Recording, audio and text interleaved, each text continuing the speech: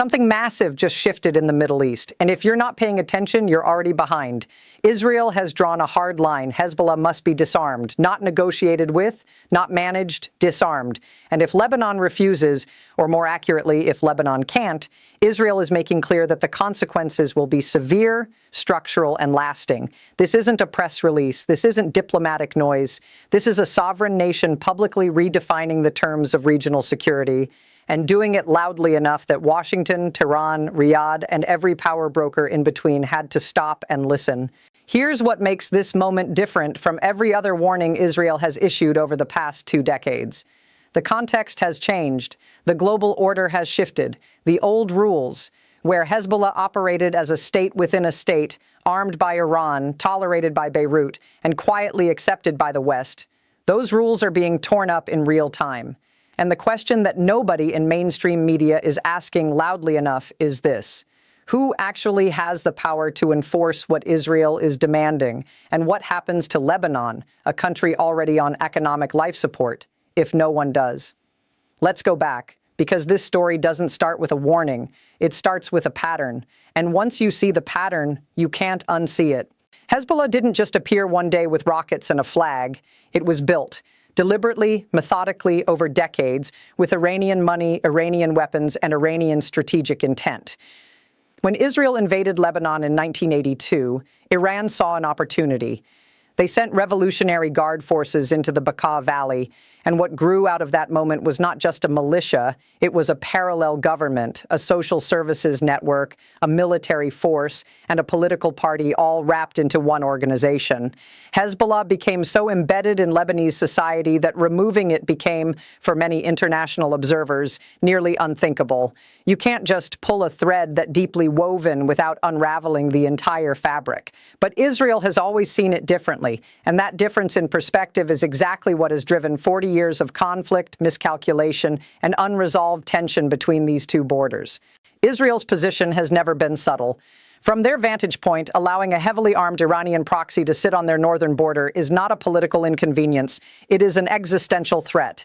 And they have said so, repeatedly, loudly, and with military action to back it up. The 2006 war between Israel and Hezbollah was 34 days of devastating combat that ended without a decisive winner. Hezbollah declared victory because it survived. Israel called it a security operation. The international community passed UN Security Council Resolution 1701, which called for Hezbollah to disarm and for the Lebanese army to take control of the south. And then, almost nothing happened.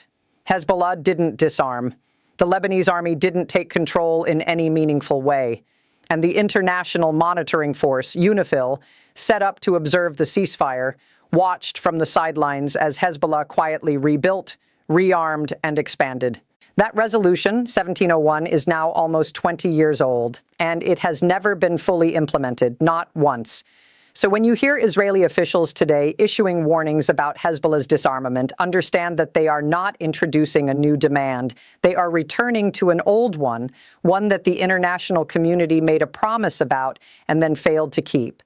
That context matters enormously because it tells you something about how Israel is calculating its options right now. Because here is the thing about repeated warnings that go unheeded. At some point, the country issuing them has to make a choice. Either the warnings were always empty, which destroys deterrence, or something has to change. And Israel, particularly under its current government, has made very clear that it is not interested in allowing its warnings to become background noise. Now let's talk about Lebanon, because Lebanon in this story is both a victim and a paradox, and you have to hold both of those things at the same time to understand what's really happening. Lebanon is technically a sovereign nation. It has a government, a parliament, a president. Well, it went without a president for over 2 years before finally electing one, which itself tells you something about the dysfunction at the heart of Lebanese governance. It has a military. It has institutions. But the Lebanese state has never been strong enough or unified enough to actually govern all of its territory and all of the armed groups within it. Hezbollah fills that vacuum. In the south of Lebanon, Hezbollah is the law. It provides hospitals, schools, electricity, social support. For a significant portion of the Lebanese population, Hezbollah is not a terrorist organization. It is the most functional institution they interact with in their daily lives. And that's not an accident. That's the strategy. Because when you make yourself indispensable to a population, you make yourself very difficult to remove without that population's consent. And the Lebanese state, even when it has wanted to confront Hezbollah, which is not always, has not had the military or political capacity to do it. So when Israel says Lebanon will face heavy consequences if Hezbollah is not disarmed, the honest and uncomfortable truth is that many people inside Lebanon would say, "We agree with you, but we cannot do it." The government in Beirut is not protecting Hezbollah out of ideology in all cases. Some of it is genuine fear. Some of it is political calculation. Some of it is the simple reality that asking the Lebanese army to disarm Hezbollah is, in practical terms, asking them to start a civil war. And Lebanon already had a devastating civil war that lasted 15 years and killed over 150,000 people. Nobody wants to go back there. But Israel's patience, particularly after October 7th, has fundamentally changed. And this is where the current moment becomes unlike anything we've seen before in this particular conflict cycle. When Hamas attacked Israel on October 7th, 2023, it didn't just kill 200 people and take 250 hostages. It shattered a foundational assumption of Israeli security policy, the idea that deterrence was working. And in the days and weeks after that attack, as Hezbollah began firing rockets and drones across the northern border in what it called a solidarity front with Gaza, Israel faced a two-front pressure campaign that it had not faced in its recent history. Over 100,000 Israelis were displaced from their homes in the north. Communities along the border were evacuated. People could not go back. And that situation persisted for months. For Israel, this was not just a security problem, it was a humiliation and a political crisis. A government that cannot protect its own citizens from being driven from their homes is a government facing a legitimacy crisis. And so the calculus shifted.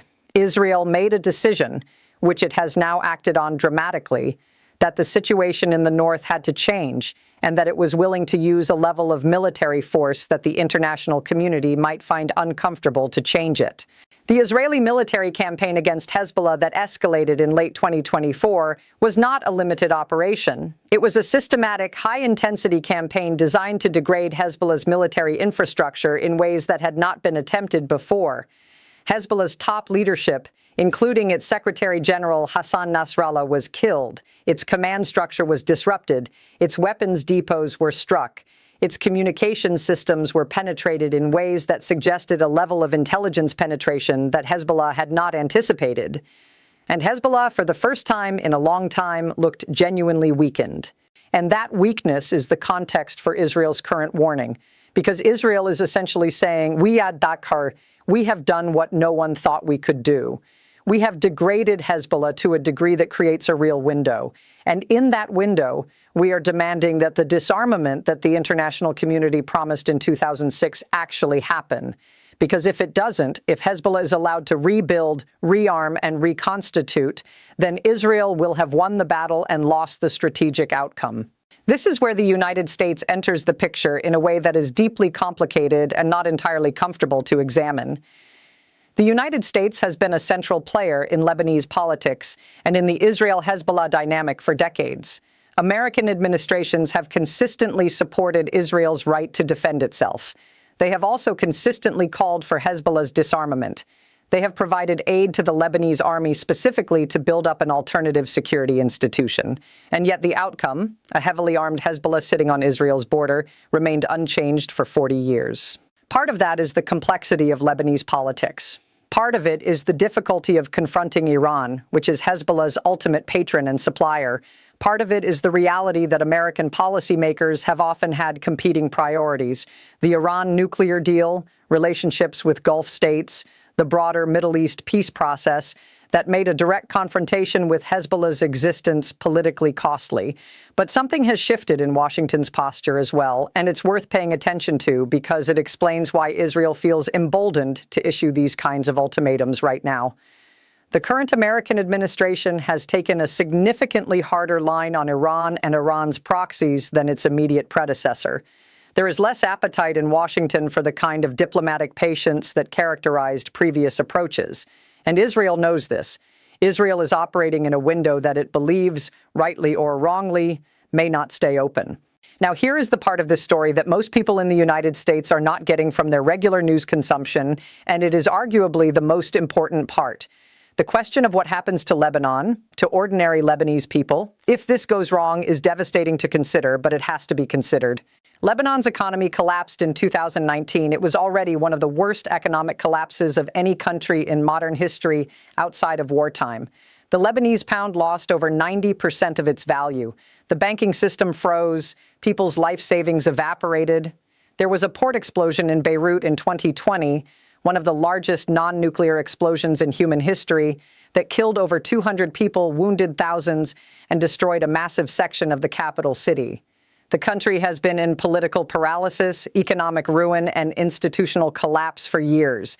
And the population, ordinary Lebanese people who have nothing to do with Hezbollah's rockets, has been living in a state of compounded crisis that is genuinely difficult to describe. When Israel says Lebanon will face heavy consequences, it is directing that statement at a country whose population is already living those consequences.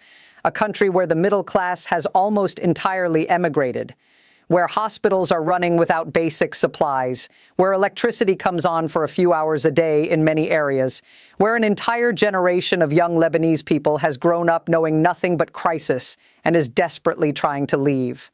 And so the moral weight of this moment is genuinely heavy, because the people of Lebanon are not Hezbollah. Many of them despise Hezbollah. Many of them have watched Hezbollah drag their country into wars they did not vote for, did not want, and could not stop. The Christian communities of Lebanon, the Druze, many Sunni Muslims, they have complicated and often deeply hostile relationships with Hezbollah, but they are also trapped in a country that does not have the institutional strength to confront an armed group that has been fortified by Iran for 4 decades. This is the moral and political knot at the center of this story. Israel's demand is not unreasonable on its face. A country should not have to live with a heavily armed proxy militia on its border, one that has fired tens of thousands of rockets at its civilian population. That is a legitimate security concern by any measure. But the mechanism by which that demand is enforced, the threat of heavy consequences against a country that is already on the edge of complete collapse, raises questions that are deeply serious and that deserve more sustained attention than they are getting. What does the international community owe Lebanon right now? What does the United States owe Lebanon, given that it has been central to the political and military dynamics of this region for decades? What does it mean to demand that a state take control of its territory when that state lacks the basic institutional capacity to do so? And what happens concretely, practically, if Israel follows through on its warning and Lebanon does not or cannot comply? These are not rhetorical questions. They are policy questions. They are questions that have real human beings on the other end of them. Lebanese families, Israeli families, people on both sides of a border who have lived in fear and displacement and grief for years. The ceasefire that was brokered in late 2024 with significant American involvement created a 60-day window for implementation, for the Lebanese army to deploy to the south and for Hezbollah to pull back. That window has been extended and negotiated and pressured at every turn. And Israel has made clear that its patience with the pace of implementation is running out. Israeli forces have maintained positions inside Lebanese territory beyond what the agreement originally specified, citing non-compliance. And the warnings being issued now are a direct message to Beirut, to the international community, and to whatever remains of Hezbollah's leadership, that Israel considers the current situation unfinished business. The geopolitical stakes extend far beyond the Israel-Lebanon border.